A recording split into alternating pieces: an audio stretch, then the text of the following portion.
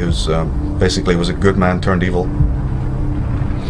that the other wizards in the know, or the other elders in the know, continually warn anyone who should approach Saruman to beware his voice. The white wizard approaches. To beware his use of language, because that alone will hypnotize you, and no matter how strong you are, you'll be pulled into his web. Do not let him speak.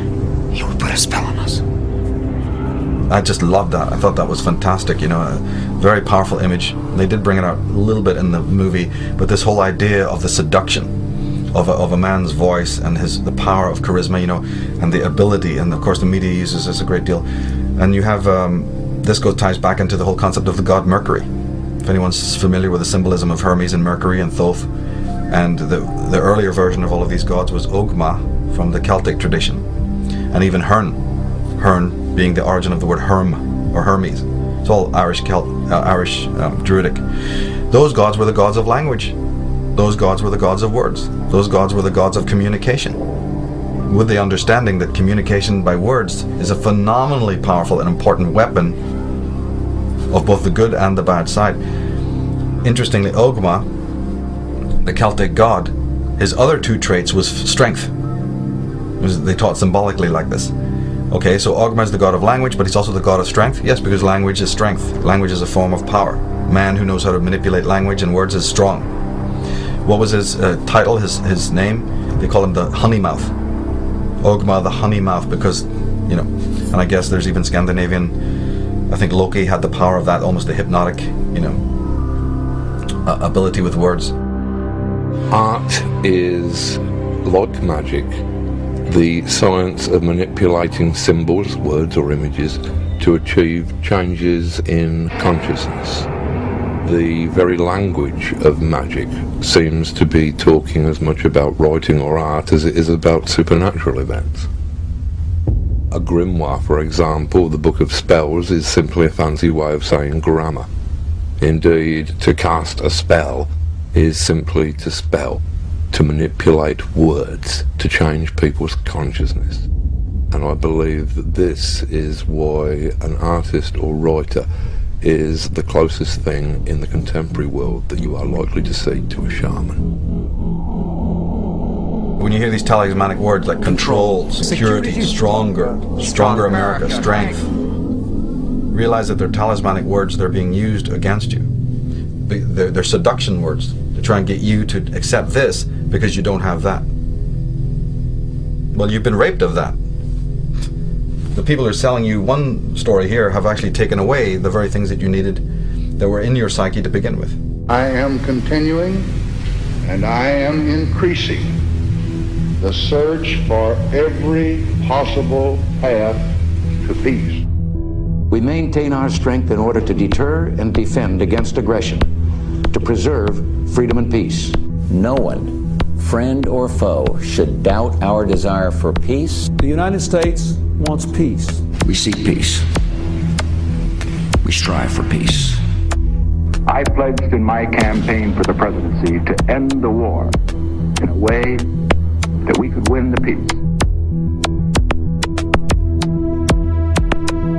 I respect your idealism. I share your concern for peace. I want peace as much as you do.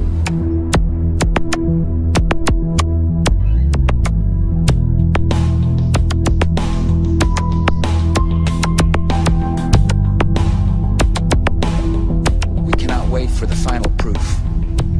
The smoking gun that could come in the form of a mushroom cloud.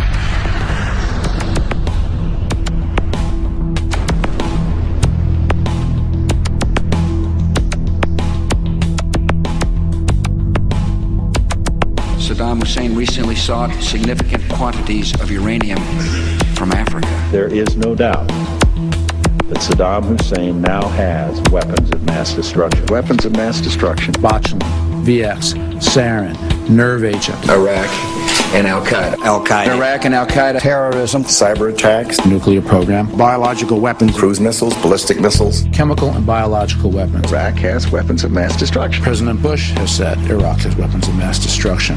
Tony Blair has said Iraq has weapons of mass destruction. Donald Rumsfeld has said Iraq has weapons of mass destruction. Richard Butler has said they do. The United Nations has said they do. The experts have said they do. Iraq says they don't. You can choose who you want to believe. The sources that have deceived us so constantly don't deserve our trust. And to the extent that we give them our trust, we set ourselves up to be scammed again and again. There are reports that there is no evidence of a direct link between Baghdad and some of these terrorist organizations. There are known knowns. There are things we know we know. We also know there are known unknowns. That is to say, we know there are some things we do not know. But there are also unknown unknowns. The ones we don't know, we don't know. I will build new partnerships to defeat the threats of the 21st century. Terrorism and nuclear proliferation, poverty and genocide, climate change and disease. And I will restore our moral standing so that America is once again that last best hope for all who are called to the cause of freedom, who long for lives of peace, and who yearn for a better future.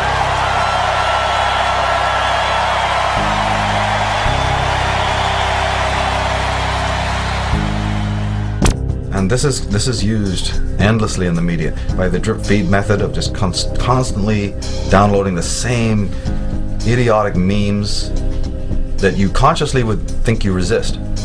But if they're repeated for the 10, 20 years and you've been growing up, before you know it, you're a parrot of all of that.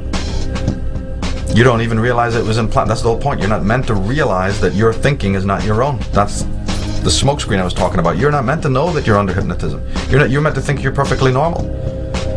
So they're going to sell you the most irrational, most satanic, most vile, pornographic lies, but they're going to sell it in a capsule that makes you think that you're perfectly spiritual, perfectly adjusted, totally normal. As this continues, as this process continues, the division between the outsider who's really sane and the unsane gets wider and wider and wider. What are people complaining about? That they can't believe the world they're walking around in. Sane people are going, I can't handle it, I can't work, it's terrible, the people are idiots. Yeah, but that didn't happen last year, that didn't happen 2 months from, that didn't happen, 2 months ago. You are seeing the symptom, not the cause. You're seeing the symptom of an immensely long, phenomenally detailed and interesting and complex. What was Soviet Russia? You can sum up the whole gig of communist Russia in one sentence. Experiment. Social experimentation. Then you can split hairs as to whether it was a Darwinian experimentation or an Orwellian blah blah blah. It's an experiment in how to control human beings who very easily were controlled. Oh my goodness, 33 people are shot dead. Everybody is just tripping over themselves with awe and amazement and anger and frustration.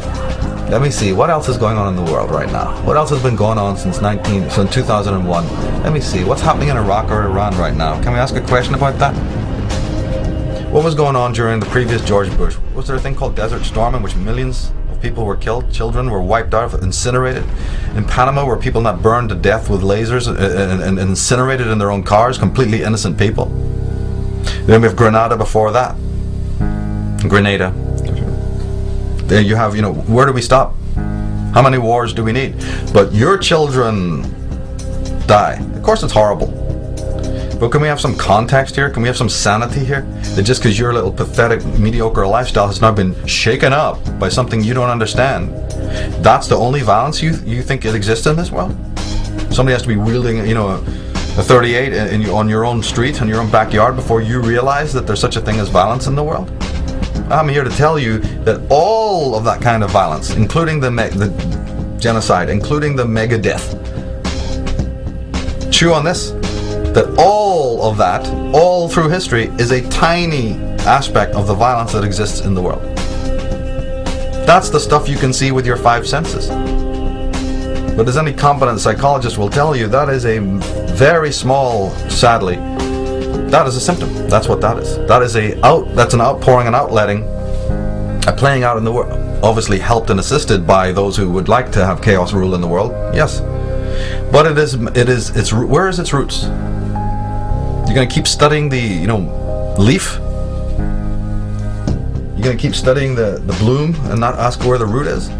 Or we'll have a wonderful society tomorrow where they'll be able to prune that really easily. And we won't have any of that violence, because in fact we'll have a new world order. The chaos out of control. Everything's in chaos. People killing themselves. And we have a perfect structure now that will always deal with that. But will the root be ever looked at? If the root is not looked at, I don't care what kind of order or system is involved in the world of man that, prunes that, or, keeps that nicely culled or caged or whatever. I happen to know that the root is twofold. The root of all of this mayhem, chaos, and destruction and immorality is actually a twofold root. The one root is in man's inability to look at his dark emotions, which is a psychological